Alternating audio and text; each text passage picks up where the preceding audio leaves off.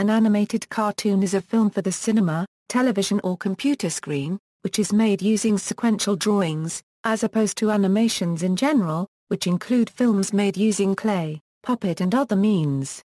History. Early years. Early examples of attempts to capture the phenomenon of motion into a still drawing can be found in Paleolithic cave paintings, where animals are often depicted with multiple legs in superimposed positions, clearly attempting to convey the perception of motion. The phenakistoscope, zoetrope and praxinoscope, as well as the common flipbook, were early animation devices to produce movement from sequential drawings using technological means, but did not develop further until the advent of motion picture film. Silent era. The first animated projection was created in France, by Charles Epermille Reynaud, who was a French science teacher. Reynaud created the praxinoscope in 1877 and the centre optique in December 1888. On October 28, 1892, he projected the first animation in public, Parve Pierrot, at the Musée Copyright Igras Copyright Van in Paris. This film is also notable as the first known instance of film perforations being used. His films were not photographed, but drawn directly onto the transparent strip. In 1900, more than 500,000 people had attended these screenings. The first animated projection was Humorous Phases of Funny Faces by newspaper cartoonist J. Stuart Blackton, one of the co-founders of the Vitagraph Company arrived. In the movie, a cartoonist's line drawings of two faces were animated on a blackboard. The two faces smiled and winked, and the cigar-smoking man blew smoke in the lady's face.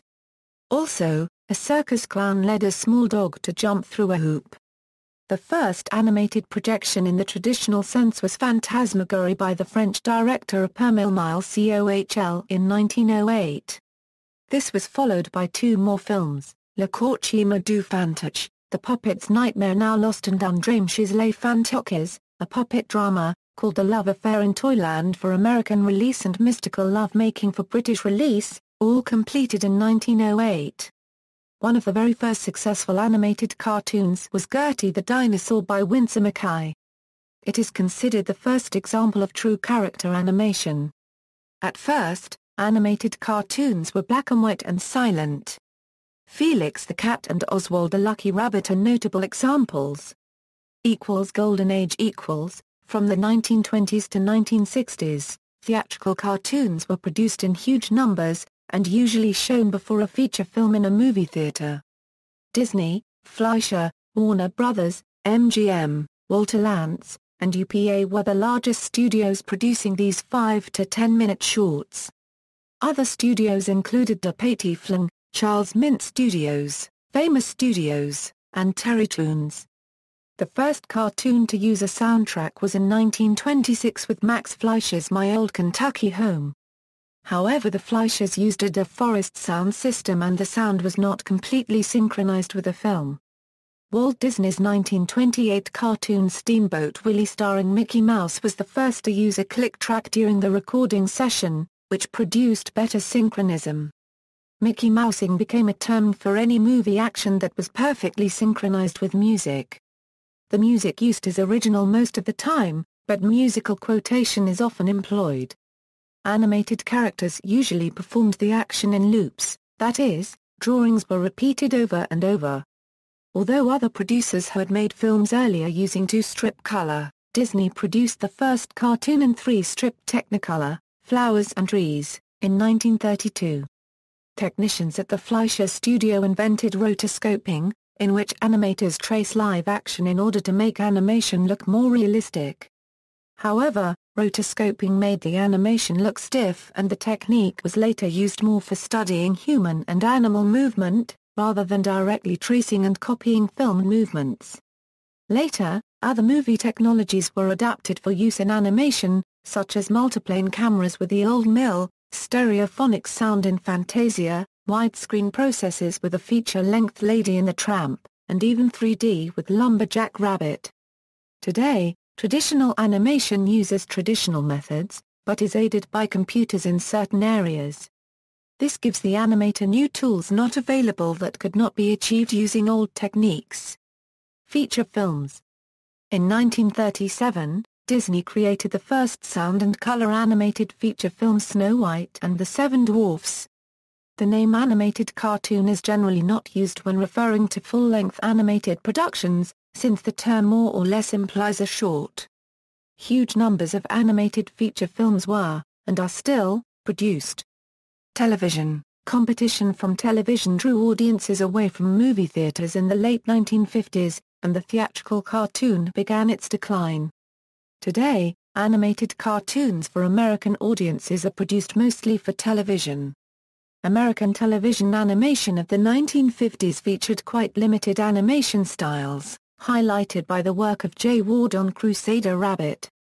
Chuck Jones coined the term illustrated radio to refer to the shoddy style of most television cartoons that depended more on their soundtracks than visuals.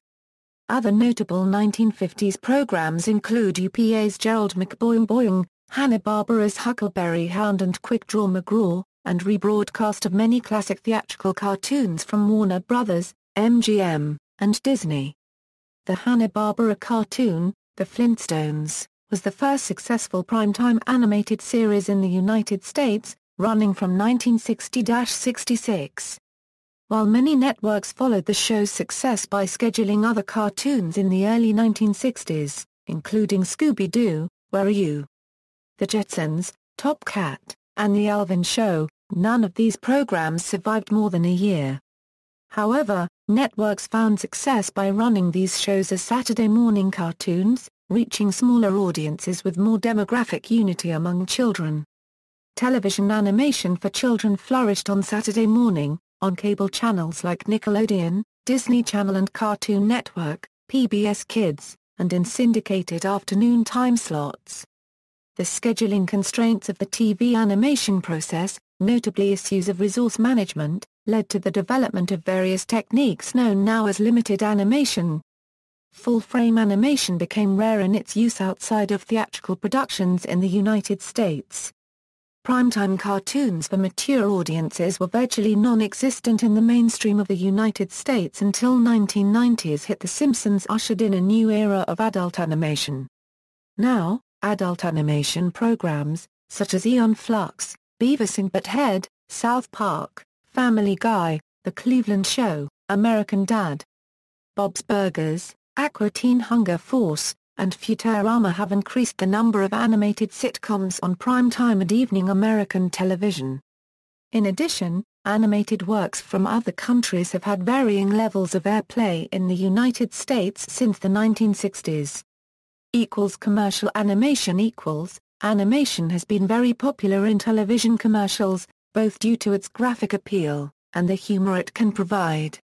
Some animated characters in commercials have survived for decades, such as Snap, Crackle and Pop in advertisements for Kellogg's cereals. In 1957, Louie the Fly made his first appearance on Australian TV as the cartoon antagonist for Mortain, an Australian brand of household insecticide, and was drawn and animated by Jeffrey Morgan Pike. In a jingle created by Bryce Courtney, it has been used in animated TV commercials since 1962. He proudly sings of his own dirtiness, claiming to be afraid of no one except the man with the can of Mortain. The legendary animation director Tex Avery was the producer of the first Raid Kills Bugs Dead commercials in 1966, which were very successful for the company. The concept has been used in many countries since.